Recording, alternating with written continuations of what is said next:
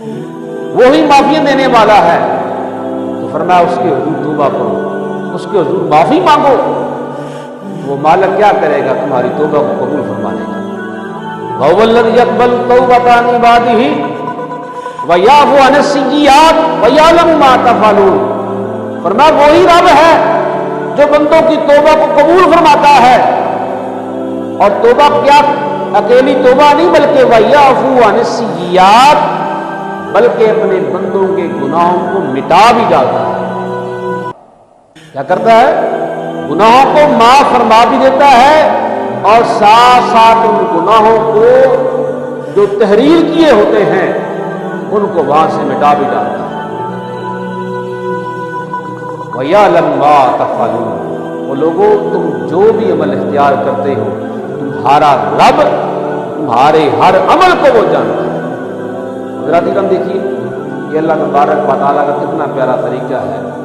گناہ ہم کریں اور جب مالک کی بارگاہ میں توبہ کریں، معافی مانگیں، تو اللہ تبارک و تعالیٰ اپنے بندوں کے گناہوں کو معاف فرماتے ہیں۔ رب تعالیٰ خوش ہوتا ہے اپنے بندے کی توبہ پر۔ آقا علیہ الصلوۃ والسلام کا فرمان عالی شان ہے، حضور صاحب فرماتے ہیں اللہ تبارک و تعالیٰ کو اپنے بندے کی توبہ پر بڑی خوشی ہوتی ہے۔ مالک خوش ہوتا ہے جب اس کا کوئی گناہ گار بندہ اس کی بارگاہ میں آ کر توبہ اختیار کرتا ہے۔